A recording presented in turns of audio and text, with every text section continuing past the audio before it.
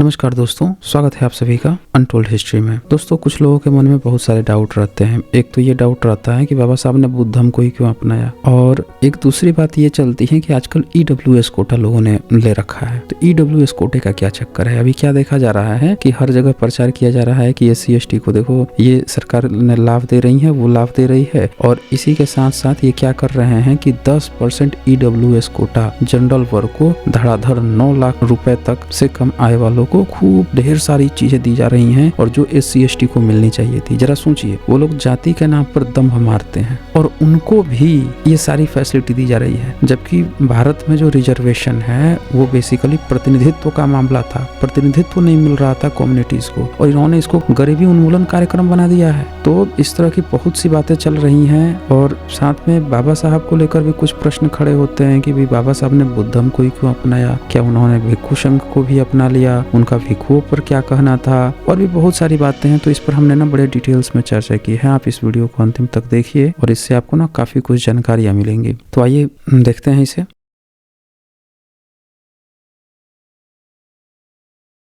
जो सवाल खड़ा हुआ कि भाई बीच बीच में बहुत बार जो बौद्ध मार्ग में भी परिवर्तन किए गए, परिवर्तन होते रहा, तो बाबा साहब ने उसमें से कौन से पॉइंट को चूज किया? क्या बाबा साहब जो हैं, जो बीच में जो बदलाव आ रहा था, जो भिक्षु संघ जो खड़ा था, क्या उस पर भी कुछ बातें कही? तो बाबा साहब ने इस पर बहुत सी बातें कही हैं। आज मैं थोड़ा सा तब तक दिखा देता हूं, जब तक वो जुड़ेंगे तब तक हम लोग कुछ पॉइंट्स को देख लेते हैं। बाबा साहब ने जो बुद्धा एंड हिज धम्मा लिखा, उसके ही इंट्रोडक्शन में उन्होंने बहुत सारी बातें लिखी हैं। उसमें से कुछ पॉइंट्स जो है मैं आप लोगों को दिखा देता हूं, और उससे जो है आप लोगों को क्लियर होगा। भिक्षु संघ के बारे में उन्होंने जो बातें कही हैं वो भी थोड़ी सब लोगों को क्लियर हो जाएगी। उन्होंने कई पॉइंट्स जो हैं उसको ये बताने की कोशिश की है कि जिन चीजों पे हमें विचार करने की जरूरत है। बाबा साहब ने बुद्ध मार्ग को एज इट इज वो फॉर्म में नहीं उठा लिया जिस फॉर्म में लोग सोचते हैं कि किसी धर्म को उठा लिया गया। रेशनैलिटी पर उठाया उन्होंने। बुद्ध मार्ग को जितना भी बीच में जो ब्राह्मणिकल सिस्टम ने गड़बड़ की थी उसको फिल्टर किया उन्होंने, और सवाल खड़े किए। जिन चीजों को थोपा जा रहा था उस पर सवाल खड़ा किया। और आज भी मैं कहता हूं कि हर कोई व्यक्ति जो बुद्ध मार्ग को अपनाता है, वो चूंकि तर्क का ही ये मार्ग है, उसको सवाल खड़े करने चाहिए किसी भी चीज पर, जहां पे भी गड़बड़ लगे, और इसी में ही सवाल आप उठा सकते हैं। बाकियों में तो आपका सीधे सर तन से जुदा होने की बात आ जाएगी। आप तो कुछ एडिट ही नहीं कर सकते हैं, यहाँ पे सवाल खड़ा कर सकते हैं। क्योंकि कलाम सूत्र में भी बुद्ध जो है ये बात कहते हैं कि भाई मेरी भी बात तुम्हें नहीं माननी है अगर वो तुम्हारी तर्क बुद्धि विवेक पर खरी न उतरे तो सारे रेफरेंस यहीं पे डिस्कार्ड हो जाते हैं। बाबा साहब यहाँ पे लिखते हैं कि जो भिक्षु संघ है ना, उस पे जो 4 सवाल खड़े किए थे, तो उसमें से जो बात आई थी उसको यहाँ पे लिखा गया है, वो सुनिए जरा इसको। पहली समस्या भगवान बुद्ध के जीवन की प्रधान घटना से संबंधित है। बुद्ध ने प्रवज्ञा क्यों ग्रहण की? परंपरागत उत्तर है कि उन्होंने प्रवज्ञा इसीलिए ग्रहण की। देखिए, कहानियां भी बहुत बदल दी गई थी दोस्तों, बहुत सी कहानियां बदल दी गई बुद्ध के बारे में, और इसीलिए ये जो सवाल है कि बाबा साहब ने बुद्ध मार्ग क्यों ग्रहण किया, ये जानना बहुत आप लोगों को जरूरी है। इन्होंने बुद्ध का इतना ब्राह्मणीकरण किया, मतलब कहानी बदल के ये दिखा दिया कि बुद्ध जो है वो कोई दुखी था इंसान, मरा हुआ इंसान था, बीमार इंसान था। उसको जब बाहर निकले, घर से बाहर निकले, 28-29 साल के हो गए थे, तो देखें कि अरे ये सब तो बीमार हैं, ये हैं। तो उनको देखकर उनके मन में संन्यास लेने का मन आ गया, और वो जंगल चले गए ज्ञान लेने। ऐसी फर्जी कहानी ब्राह्मणिकल सिस्टम ने पकड़ा दी थी दोस्तों, संस्कृत में लिख के, जबकि ये कहानी है ही नहीं। आधुनिक रिसर्च से जितने भी स्क्रिप्चर्स बौद्ध मार्ग के निकलते गए, आर्कियोलॉजिकल एविडेंस मिल गया दोस्तों। गंधारा स्क्रिप्ट मिल गई 3री-4थी सदी की, जिसमें पूरा गंधार पे जो बनाया हुआ चित्र मिल गया, जिससे पता चला कि बुद्ध तो दिन दहाड़े और सभी लोगों के साथ जो है मिलजुल कर घोड़े पर बैठ के घर से गए थे, न कि रात में अकेले निकल के गए थे। ये सारे पूरे बने बनाए आर्कियोलॉजिकल एविडेंस मिल गए। अब ब्राह्मणिकल सिस्टम ने देखे कितनी झूठी झूठी कहानियां आपको पकड़ा रखी है। तो यहाँ पे जो है ये बाबा साहब ने इस पर सवाल खड़ा किया। परंपरागत उत्तर है, मतलब जो ब्राह्मणिकल सिस्टम ने बताया कि उन्होंने प्रवज्ञा इसीलिए ग्रहण की क्योंकि उन्होंने एक वृद्ध पुरुष, एक रोगी व्यक्ति तथा एक मृतक की लाश को देखा था। स्पष्ट रूप से यह उत्तर बेतुका असंगत है। ये समझ रहे हैं कि ये जो उत्तर ये आपको पकड़ाया गया है, ये बिल्कुल ही बेतुका है। आज भी आप देखिए ये सारे लोग टीवी टीवी बनाएँगे, वीडियो बना लेंगे और ये लोग सीरियल बना लेंगे, फ़िल्में बना लेंगे, एनिमेशन फ़िल्में बना लेंगे। पैसा है, हर जगह ये लोग फ़र्ज़ी चीज़ें बना लेते हैं। और बनाने के बाद से आपको क्या बताएँगे कि बुद्ध को जो घर से प्रवज्ञा ग्रहण करने इसलिए चले गए थे, क्योंकि उन्होंने एक वृद्ध को देख लिया, रोगी को देख लिया और उससे पहले उनके पिताजी ने उनको बड़े ऐशो-आराम में रखा था। जबकि आर्कियोलॉजिकल एविडेंस मिल रहा है कि बुद्ध के पिताजी तो खेतीय थे, खेती करते थे। और प्राचीन काल में जो आज से 2600 साल पहले ऐसा कोई भव्य इतना चीज़ मिला ही नहीं है कि कोई सामान्य जो खेतीय वर्ग के लोग हों, वो अपने बच्चे को इतने ज़्यादा ऐशो-आराम में रखें। ये कहानी ही ब्राह्मणिकल सिस्टम ने बहुत बाद में कल्पनाओं में बुनी है दोस्तों। उस समय का हर व्यक्ति जो है वो परिश्रम करता था, बुद्ध भी परिश्रम करके ही ज़िंदगी गुज़ारते थे। ये पूरा एक बना-बनाया ज़बरदस्ती कि वो राजा के बेटे थे, पहले कह दो राजा का बेटे थे, फिर एक महल दिखा दो और फिर महल में खूब ढेर सारी लड़कियाँ दिखा दो, इतनी सारी लड़कियों की व्यवस्था कर दी थी उनके पिताजी ने, फिर भी वो किसी लड़की से नहीं मिले, वो चले आए। इस तरह की फर्जी कहानियाँ सुना-सुना के उनको राजसी चित्रण ये सारा काम किया है इन लोगों ने काव्य के मदद से। क्योंकि काव्य जो है उसमें कल्पना की उड़ान चलती है ना, जितना मन करे उतना गप हाँक दो और उसके पहले लिख भी दो। क्या लिखो कि ये कवि की कल्पना है। जैसे अश्वघोष में लिखा है कि ये कवि की कल्पना है। कवि की कल्पना भी है फिर उसमें गपोड़े पर गपोड़ जो है ब्राह्मणिकल सिस्टम संस्कृत में गपोड़े जा रहा है, गपोड़े जा रहा है। तो ये देखें तो यहाँ पे बाबा साहब ने सवाल उठाया। स्पष्ट रूप से यह उत्तर बेतुका है। जिस समय सिद्धार्थ बुद्ध ने प्रवज्ञा ग्रहण की थी, उस समय उनकी आयु 29 वर्ष की थी। यदि सिद्धार्थ ने इन्हीं 3 दृश्यों के परिणाम स्वरूप प्रवज्ञा ग्रहण की, तो ये कैसे कहा जा सकता है कि उन्होंने ये 3 दृश्य पहले कभी नहीं देखे? ये जीवन की ऐसी सामान्य घटनाएं हैं जो प्रतिदिन सैकड़ों की संख्या में घटती रहती है और सिद्धार्थ इससे पूर्व उन्हें देख पाने में असफल नहीं रहे होंगे। इस परंपरागत मान्यता को स्वीकार करना असंभव है कि 29 वर्ष की आयु होने पर सिद्धार्थ ने उन्हें पहली बार देखा।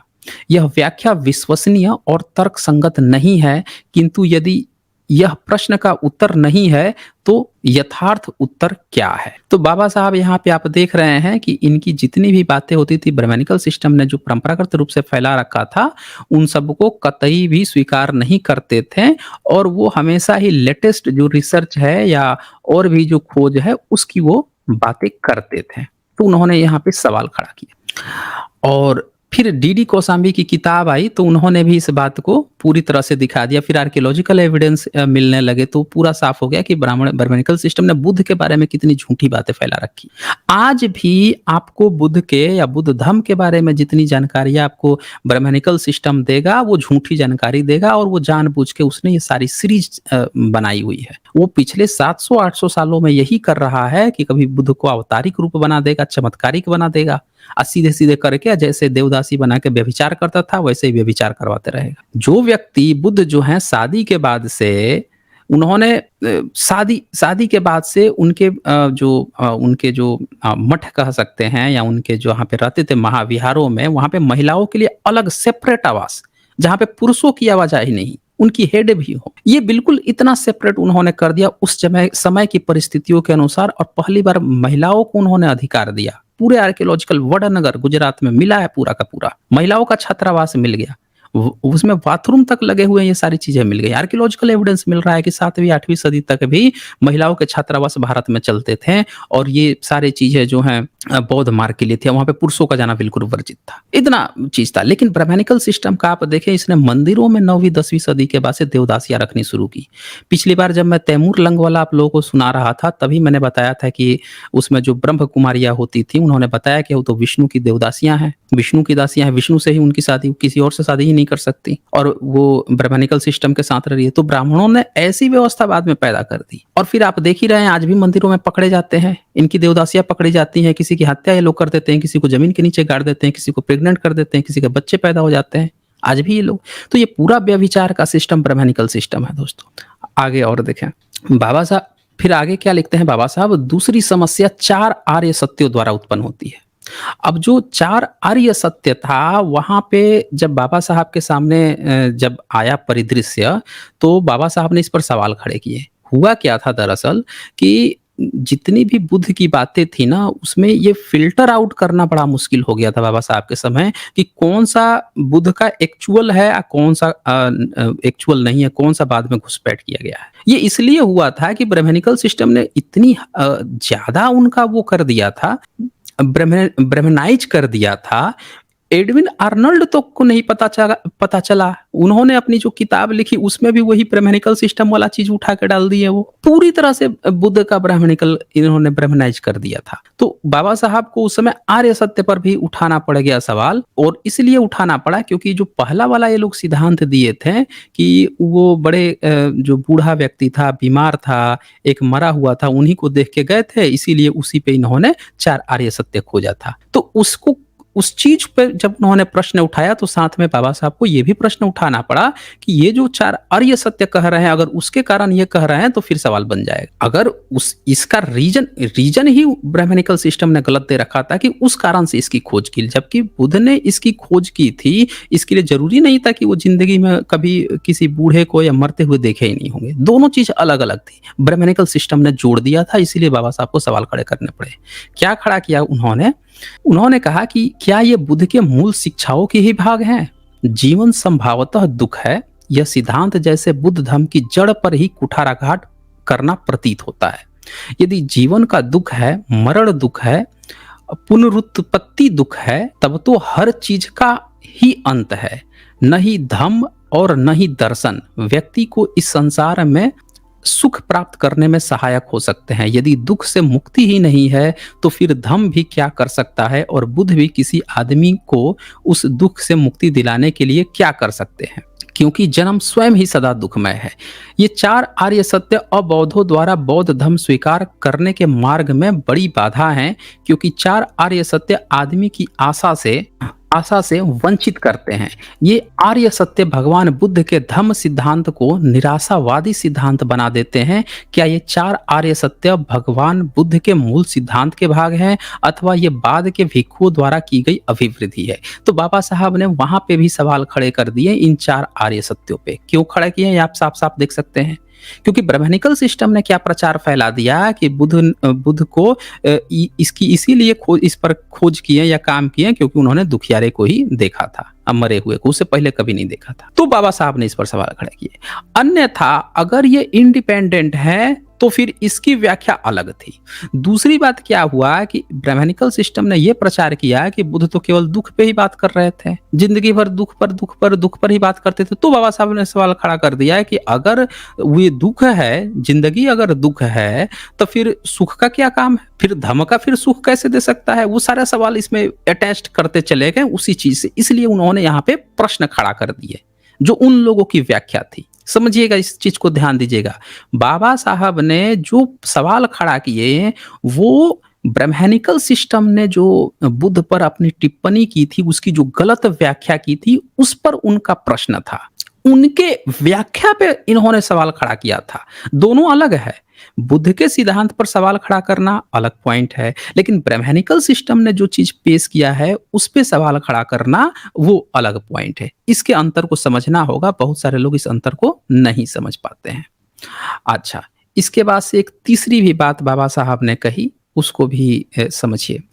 एक तीसरी समस्या का संबंध आत्मा, कर्म तथा पुनर्जन्म के सिद्धांतों से है। ये भी लोग जो हैं बड़ा चर्चा करते हैं। इस पर भी बाबा साहब ने क्या टिप्पणी की है वो चीज भी समझिए। भगवान बुद्ध ने आत्मा के अस्तित्व से इनकार किया। ये साफ साफ यहाँ पे आप देख रहे हैं, भगवान बुद्ध ने आत्मा के अस्तित्व से इनकार किया, लेकिन साथ ही उन्होंने कर्म तथा पुनर्जन्म के सिद्धांत का भी समर्थन किया है। इस चीज को समझिएगा, यहाँ पे क्या लिखा है? कर्म तथा पुनर्जन्म। अब ये पुनर्जन्म जो शब्द है, इसकी व्याख्या बुद्ध मार्ग में अलग है, और ब्राह्मणिकल सिस्टम आप इस पुनर्जन्म की व्याख्या ऐसे आपको प्रस्तुत करेगा जैसे कि वो अपने में मानता है कि कोई इंसान मर गया, आत्मा होती है और जाके फिर जन्म ले लेती है, फिर नया पुनर्जन्म हो जाता है। समझ रहे हैं? बाबा साहब ने क्या कहा? ऊपर आत्मा के अस्तित्व को इंकार किया, और दूसरा बात इन्होंने क्या कहा कि इन्होंने कर्म और पुनर्जन्म के सिद्धांत का समर्थन किया। दोनों स्टेटमेंट अलग है। यानी पुनर्जन्म की जो व्याख्या बुद्ध मार्ग में है वो बिल्कुल डिफरेंट है। वो ब्राह्मणों वाली पुनर्जन्म की व्याख्या ही नहीं है। समझ रहे हैं? अभी ये लोग क्या करता है, ब्राह्मण धर्म के बंदे क्या करते हैं, कहते हैं कि बुद्ध जो है पुनर्जन्म मानते थे और धीरे से आके अपना वाला पुनर्जन्म लाके थोप देगा आत्मा वाला, कि मर गया देखो फिर दोबारा जन्म ले लिया। वो वाला चीज है ही नहीं दोस्तों, यहाँ पे व्याख्या ही अलग हो जाती है यहाँ पे। और सुनिए, प्रथम दृष्टि में प्रश्न पैदा होता है कि आत्मा ही नहीं है तो कर्म कैसा। जब आत्मा है ही नहीं तो कर्म कैसा, आत्मा ही नहीं तो पुनर्जन्म कैसा। बिल्कुल सही बात, बिल्कुल सही क्वेश्चन खड़ा किया। ये सचमुच चकरा देने वाले प्रश्न है। भगवान बुद्ध ने इन शब्दों का भिन्न अर्थों में प्रयोग किया। देखिए यहाँ पे बाबा साहब साफ साफ लिखते हैं कि बुद्ध ने इन शब्दों का भिन्न अर्थों में प्रयोग किया है। ये ब्राह्मण वाला जो आप लोग समझ लेते हो उस अर्थ में कतई नहीं है। उन अर्थों से सर्वथा भिन्न जिन अर्थों में भगवान बुद्ध के समकालीन ब्राह्मणों ने उन शब्दों का प्रयोग किया था। अब यहाँ पे फिर से शब्द के चयन पर ध्यान दीजिएगा, उन बुद्ध के समकालीन ब्राह्मणों। अब यहाँ ब्राह्मण शब्द आ गया है तो कोई क्या कहेगा कि क्या यहाँ पे बाबा साहब ये कह रहे हैं कि बुद्ध के समय में कोई ब्राह्मण था। ये अनुवादिक ये गलती होती है। जब आप अच्छी तरह से भारत के हिस्ट्री को पढ़ेंगे तो आप ये पाएंगे कि भारत में जो बुद्ध के समकालीन लोग थे, जो विद्वान थे, उन्हीं विद्वानों को बमड़ कहा जाता था। वही विद्वान जो है उनको बमड़ कहा जाता था। और इसका ब्राह्मणों ने क्या अनुवाद कर दिया, उसी बमड़ शब्द का ब्राह्मण। हर जगह जहां जहां बमड़ लिखा था हर जगह जाके कर लिख दिया ब्राह्मण। तो यहाँ पे भी वो शब्द आ गया, उनके समकालीन विद्वान की जगह पे उनके समकालीन ब्राह्मण।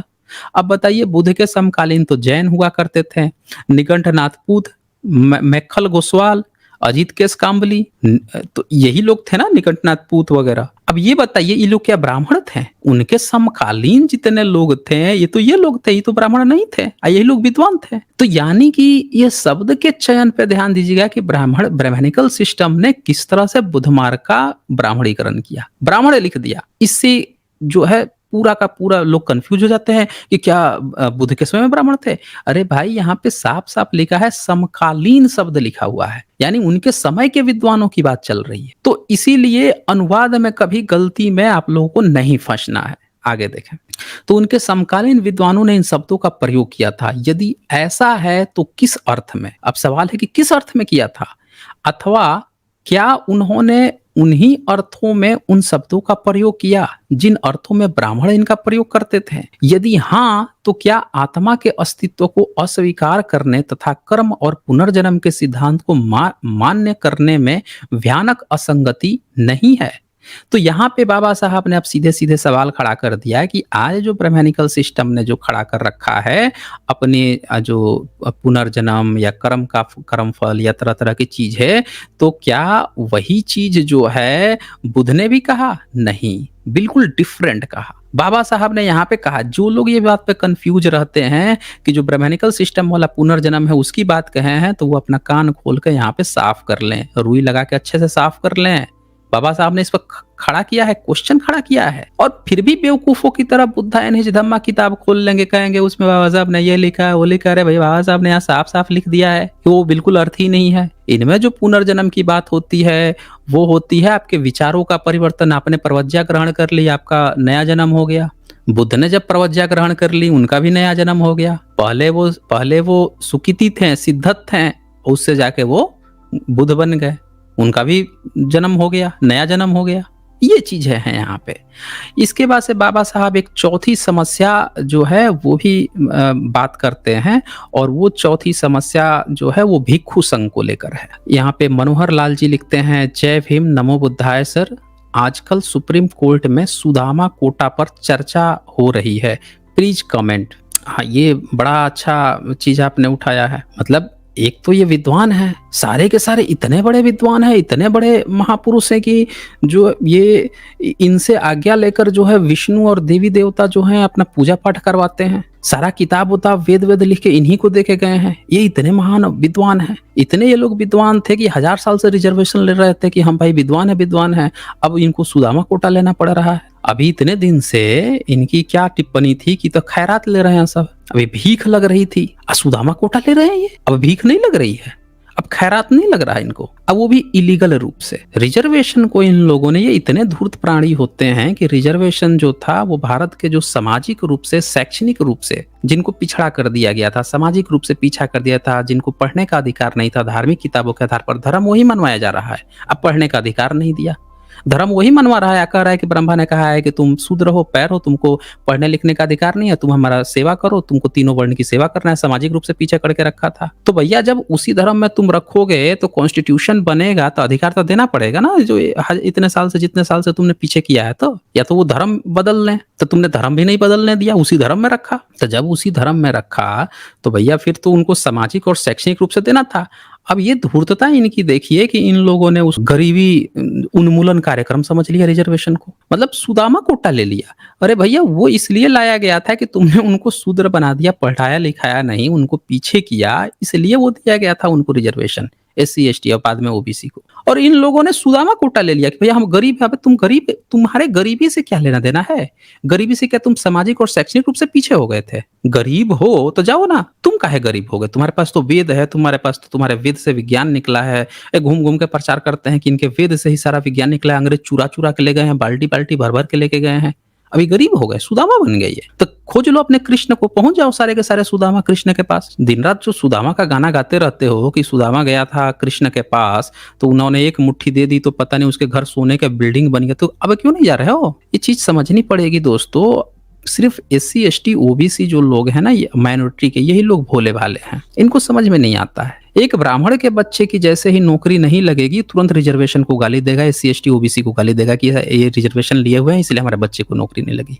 और एससी एसटी ओबीसी के बच्चों को नौकरी लगती है तो ये चले जाते हैं वही रामकृष्ण को चढ़ावा चढ़ाने। इनको पता ही नहीं है कि इनकी नौकरी जो है कॉन्स्टिट्यूशन बाबा साहब के कारण लगी हुई है। ये चले जाते हैं पंडा को बुलाकर उसको क्रेडिट देने, जबकि पंडा को अच्छी तरह से पता है कि उसकी नौकरी जो नहीं लगी है तो वो इनको गाली दे रहा है, जबकि इस कारण ये नहीं है, दोनों में कारण वो नहीं है। लेकिन दोनों में से द्वेष देखिए, ब्राह्मण का द्वेष किससे है? एससी एसटी ओबीसी से है। ये जो है ये ईश्वर में भक्ति मगन हो जाते हैं, तो ये चीज हमें समझना पड़ेगा। अच्छा, इसके बाद से जो है अनवर अंसारी क्या लिखते हैं, सर आप बोलते हैं इतिहास को अच्छे से जानना है, जब किताब खोलता हूं तो पता चलता है अशोक सम्राट क्षत्रिय थे, अपने भाइयों को कत्ल किए थे, पत्नी बौद्ध धर्म की थी।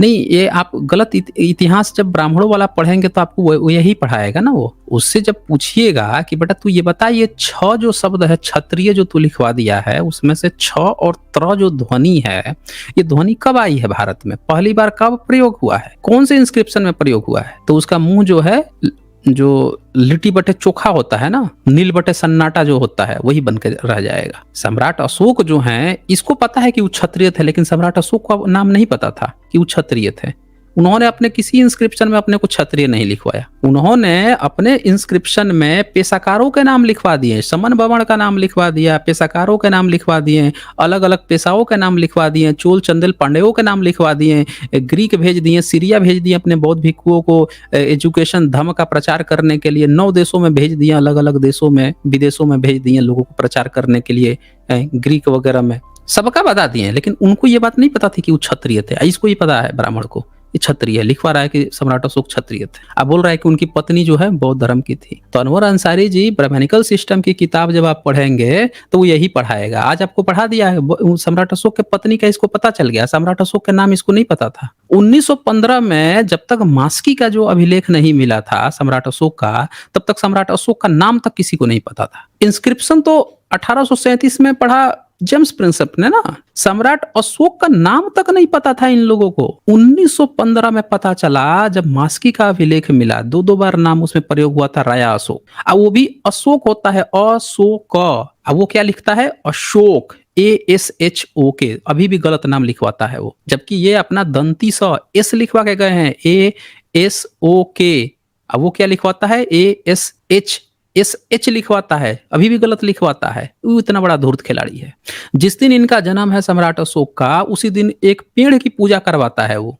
इनका जन्मदिन किसी को नहीं पता, लेकिन उसी दिन पेड़ की पूजा हो रही है और उस पेड़ का भी नाम अशोक है। ये ब्राह्मण को ज़रूर पता है। तो आप समझ सकते हैं कि वो कितना धूर्त खिलाड़ी है। वो तो फाहियान आए थे, उनका नोट्स जब मिल गया, फाहियान के नोट्स, उन्होंने अपने आँखों से देखा था 5वीं सदी में सम्राट अशोक का जो वो जश्न मनाते थे, रथ निकाल के पूरा जो आज का नालंदा जो जगह है, पटना जगह है, वहाँ पे पूरे बिहार में और यूपी में जो है मनाया जाता था, उनका जश्न मनाया जाता था, सम्राट अशोक का बर्थडे मनाया जाता था, सम्राट अशोक के मरने के 700-800 साल बाद। वो चीज़ उन्होंने देखा था, वहाँ से डेट वगैरह फाइंड करके तब पता चला कि अच्छा सम्राट अशोक का बर्थ डेट जो है उसी दिन है। अब मिलान किया गया तब पता चला कि ब्राह्मण तो उसी दिन एक और बर्थडे मनवाता है, लेकिन वो पेड़ की मनवा रहा है या कह रहा है पेड़ का नाम अशोक है। तो ये इतना बड़ा धूर्त है। आज आपको ये पढ़वा दिया, ये क्षत्रिय हैं, समझिए कि बहुत बड़ी जानकारी आपको दे दिया वो तो। उसकी धूर्तता की कमी नहीं है।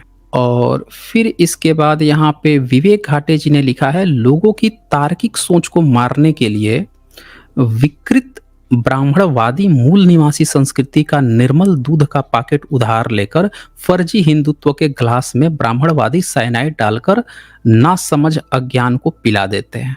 बिल्कुल सही कहा है आपने, बिल्कुल सही कहा है। हर चीज भारत से उठाया। वो तैमूर लंग वाला कहानी याद है ना, कि जो अग्नि पूजक थे सारे मुस्लिम बन गए। जब गया उनके अग्निशाला में तो बोला कि तुम लोग मुस्लिम हो? तो कह रहा है कि हाँ मुस्लिम है। तो तुम लोग अग्नि पूजते हो?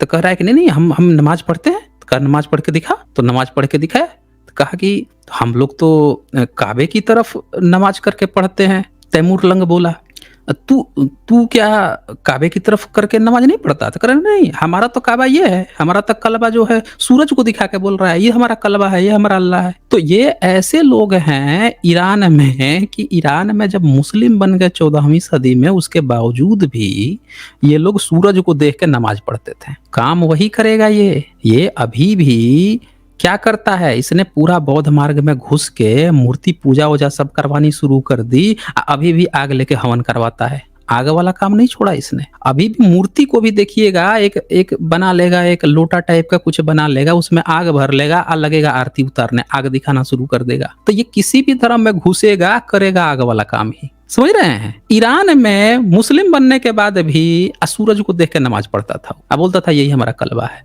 भारत में यही किया, बुद्ध को लेकर इसने अपना देवी देवता बना लिया और उनको भी आग दिखाते रहता है, हवन कराते रहता है, और ये पूरा सिस्टम बना के अब पब्लिक उसमें फंस गई। अरे बुद्ध की तो पूजा कर रहे हैं ना, अब पूजा का सिस्टम शुरू हो गया भारत में। भारत में पूजा पाठ नहीं होता था, बुद्ध की मूर्तियां जरूर बनती थी, शिल्प कला थी, पूजा करवाना शुरू कर दिया आग दिखा दिखा के। अब पब्लिक उसमें फंस गई। अभी देखिए जितना पूजा पाठ करवाएगा, आग का एक पोटली लेकर जाएगा, सब लोग दोनों हाथ से आग के ऊपर ऐसे हाथ फेरेंगे और फिर सर पे लगा लेंगे। तो ये है, ये इनकी कहानी जाननी हो ना तो सारे ट्रेवलर्स की कहानी पढ़िए, पूरा एक एक इनकी इतिहास निकल के सामने आ जाएगा। इसके बाद से यहाँ पे टेक्नो ट्रेडिंग जो है वो लिखते हैं, एसचे सर, द्रौपदी स्वयंवर में कृष्णा के कहने पर द्रौपदी ने कर्ण को शूद्र कहकर रिजेक्ट कर दिया। कृष्ण जानते थे वो निशाना लगा लेगा, जातिवाद भाई कृष्ण। हाँ तो मैं तो यही कहता हूँ ना कि जो लोग भी इस गलतफहमी में हैं कि कहते हैं कि महाभारत की लड़ाई धर्म युद्ध थी, मैं तो कहता हूँ कि महाभारत की लड़ाई अधर्म युद्ध थी। उसमें कृष्ण का चरित्र ही एक ऐसे कपटी के रूप में पेश किया गया जो हमेशा छल कपट करता है। आज भी जब आप फिल्में देखेंगे तो फिल्मों में आप देखेंगे नायक एक होगा, लेकिन जो विलन होगा उसके अगल बगल ढेर सारी औरतें होंगी, लड़कियां होंगी, लड़कियों में बड़ी दिलचस्पी होगी। तो कृष्ण का चरित्र ऐसे पेश किया गया है, ढेर सारी गोपियां हैं, ढेर सारी ये हैं, छल कपट प्रपंच कर रहा है हर जगह। तो जातिवाद तो किया ही, ये तो इन लोगों ने सीरियल तक में भी दिखाया। इन्होंने साफ साफ दिखाया, ये भी दिखाया कि वो जाके कर्ण को ही चूज करने वाली थी, मना कर दिया कि सूत पुत्र है, खुद सूत पुत बन के पूरा लड़ाई करवाया है। कृष्ण जो है पूरे महाभारत में सूत बन के लड़ाई किया है, मतलब सूत मतलब सारथी होता है। तो कृष्ण के जो कर्ण का जो पिता बताया गया, सूत कहा गया कि वो भी सारथी था, सारथी पुत्र है, यानी नीच जाति का है, इससे एक राजकुमारी शादी नहीं कर सकती। जबकि कर्ण जो है उसको वो दे दिया गया था, एक राज का अंग का वो राजा बन चुका था, तो कर्म अब फिर तो इनकी कर्म वाली थियरी ही फेल हो गई कि कर्म के अनुसार लोग क्षत्रिय बनते थे। अबे जब वो क्षत्रिय था, लड़ाई-वड़ाई कर रहा था, लड़ाई में जा सकता था, तो एक लड़की उसको स्वयंवर में रोकने से मना कर दिया कृष्ण। अब फिर कृष्ण जो है उसकी गीता ये पढ़ा रहे हैं दुनिया को कि कृष्ण ने कहा है कि भेदभाव नहीं होता। अरे पूरा का पूरा जातिवाद, वर्णवाद ही कृष्ण के नाम पर इन लोगों ने पैदा किया है और समाज में थोपा है। ये बिल्कुल सही कहा है टेक्नो ट्रेडिंग। फिर यहाँ पे सुनील कुमार यादव जी यहाँ पे लिखते हैं, सीधे साधे मूल निवासियों को भ्रमित कर दिया गया, लोगों के दिमाग में ईश्वर का भय दिखा के स्थापित किया गया। ईश्वर मानो नहीं तो वह दंड देगा, ऐसा डर है लोगों में। हाँ, ये चीज तो है सुनील कुमार यादव जी, लेकिन ना इससे भी एक बड़ी बात पता है क्या होती है? आपने देखा होगा अक्सर, हाँ, कई सारे लोग जो हैं वो क्या करते हैं कि उनको एससी एसटी जो भारत के जो मूल निवासी लोग हैं उनसे बड़ा नफरत होती है, लेकिन अपने चीज चलाने के लिए वो धीरे से बाबा साहब का नाम ले लेंगे और फिर आप देखेंगे कि एससी एसटी ओबीसी का एक बहुत बड़ा वर्ग जो है वो उनके चक्कर में भी फंस जाएगा। बस यही खेल ये लोग करते हैं। इन्होंने ईश्वर क्या था, अल्लाह में भी, मुस्लिम में भी घुस के इन्होंने उनके जो ईश्वर है या उसका जो अल्लाह है उसको उन्होंने पकड़ लिया। यहाँ पे बुद्ध मार्गों में बुद्ध पे घुस के बुद्ध को ही ईश्वर बना दिया, उसकी पूजा पाठ करवाने लगे। यहाँ के लोग इनके चक्कर में इसलिए फंसे क्योंकि वो बुद्ध को पहले से जानते थे, वो राम और वासुदेव को पहले से जातक कथाओं से जानते थे। वो जो शिवी की कहानी है, जो जितनी भी ये कहानियां सुनाते हैं महाभारत की, रामायण की, ये सारी जातक कथाओं में 20-20, 22-22 और 8-8 कहानियां जो है रामायण की, महाभारत की, इन सब मिलाकर महाभारत बनाई गई है। तो कहानियों को लोग पहले से जानते थे। इसने उनकी पूजा पाठ शुरू की। अब बौद्ध रहे नहीं समझाने वाले, बताने वाले, यूनिवर्सिटी सारी जला दी गई। तो पब्लिक इनको वो समझी ना कि यार कह तो ये हमारी ही बात रहा है, तो लोग इनके चक्कर में फंसे और ये अपना उल्लू सीधा कर लिया और बदले में जो नहीं इनके चक्कर में फंसा उसको अछूत बना दिए, पिछड़ा बना दिया और शोषण करना शुरू कर दिया। ये पूरा कहानी हुआ है। अच्छा, इसके बाद से जो है पंचवेदी कुमार जी का यहाँ सुपर स्टिकर आया है, शुक्रिया आपका पंचवेदी जी।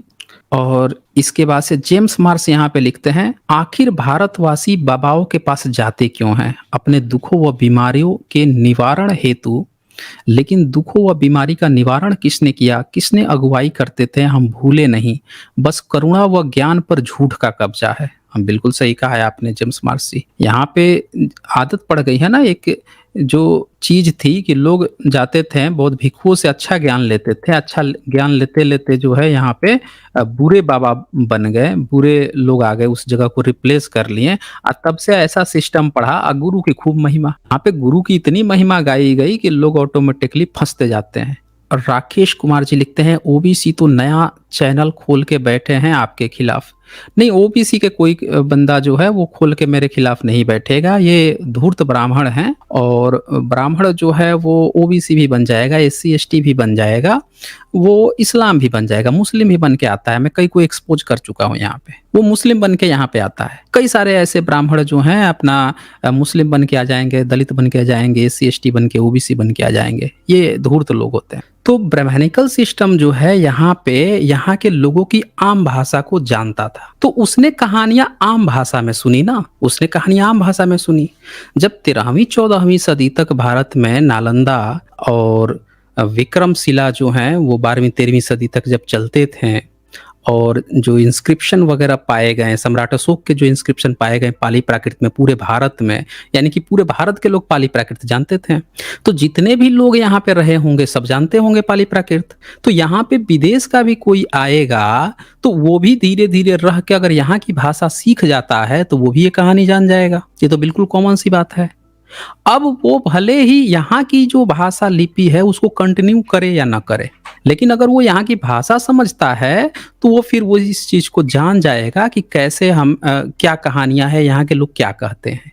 तो यही चीज हुआ। ये जो लोग थे इनको पाली प्राकृत भी अच्छी तरह से आती थी। इन्होंने संस्कृत का तो सिर्फ ढोंग किया ना कि संस्कृत हम किसी को पढ़ने नहीं देंगे या पाली प्राकृत मिटा देंगे, ताकि पाली प्राकृत हम जानते हैं, संस्कृत हम जानते हैं, तो संस्कृत अब कोई सीख ना पाए। अब पाली प्राकृत मिट जाएगा तो यहाँ के सारे लोग वो हो जाएंगे, खत्म हो जाएंगे। इनको जब संस्कृत ही नहीं पढ़ने देंगे तो गायब हो जाएंगे ऑलरेडी। अनपढ़ हो जाएँगे, तभी तो लोग अनपढ़ हुए हैं। भारत के लोग इसलिए थोड़े अनपढ़ हुए थे कि भारत के लोग बेवकूफ़ थे, इनको पढ़ने-लिखने नहीं आता था। अरे! सब चीज़ पढ़ाई होती थी, भारत की यूनिवर्सिटी ही बंद कर दो ना। अब भारत में इतने सारे स्कूल हैं, इतने सारे कॉलेज हैं। कभी कोई गवर्नमेंट ये फैसला ले ले कि सारे स्कूल बंद कर रहा हूँ, सारे कॉलेज बंद कर रहा हूँ, तो कर देगी बंद सारे स्कूल, कॉलेज, तो कहाँ से पढ़ाई सीखोगे आप? और फिर वो सिर्फ़ कुछ अपने गिने-चुने चीज़ चलाएगी, जहाँ अपने ही बच्चों को पढ़ाएगी, तो फिर उसी के बच्चे सीखेंगे ना, आम आदमी तो नहीं सीखेगा। तो यही चीज़ तो हुआ, यही चीज़ हुआ। यहाँ पे जब जेम्स प्रिंसेप ने लिपि जब पढ़ने को, लिपि क्या, ये लोग लिपि इसलिए नहीं पढ़ पाते थे क्योंकि इन्होंने लिपि जो है, जब देवनागरी लिपि 10वीं 11वीं सदी से शुरू हो गई, 10वीं 11वीं सदी से देवनागरी लिपि शुरू हो गई, तो वहाँ से ये धम्म लिपि को इन लोगों ने खत्म ही कर दिया, धम्म लिपि को खत्म कर दिया। और इनकी जितनी संस्कृत की किताब है, उसमें पाली प्राकृत आपको मिल जाएगी। इनकी संस्कृत की जितनी किताब है, सब में पाली प्राकृत का इस्तेमाल है। पाली प्राकृत के किताब में संस्कृत का इस्तेमाल नहीं मिलेगा। इसलिए नहीं मिलेगा क्योंकि वो पहले की है। जैसे बाइबल जो है, बाइबल में आपको मुहम्मद का चरित्र नहीं मिलेगा, लेकिन कुरान में आपको ईसा का मिल जाएगा, जीसस का मिल जाएगा। क्यों मिलेगा? क्योंकि कुरान बाद का है। तो इसी तरह से संस्कृत की जितनी किताब है, सब में पाली प्राकृत के शब्दों की भरमार है। भारतनाट्यम उठाइए, 80% जो है पाली प्राकृत के शब्द मिलेंगे। गाथा शतपथी तो पूरी की पूरी ही पाली प्राकृत में है। तो इनकी इनकी जितनी किताब आप उठाएंगे, इनके वेद जो है उसमें प्राकृत शब्द इस्तेमाल किए गए हैं। प्राकृत का प्रभाव है इनके ऋग्वेद में, ये हाल है इन लोगों का। तो इसीलिए इनके उपनिषदों में पूरे के पूरे शब्द घुसे हुए हैं पाली प्राकृत के। यानी कि ये लोग जब अपनी चीजें 14वीं 15वीं सदी में जब भी लिख रहे थे, इनको पाली प्राकृत आती थी, इन्होंने सीखा था, वही भाषा ही थी। संस्कृत कोई बोलता बोलता थोड़े था कि संस्कृत इनको आ जाती थी या इनको पाली प्राकृत ही नहीं आती थी, सब चीज आती थी। इन्होंने जानबूझकर पाली प्राकृत को यहाँ से गायब करवाया और लिपि जो है वो खत्म कराया। इसीलिए ये न खुद पढ़ पाए न किसी दूसरे को पढ़ने दिए।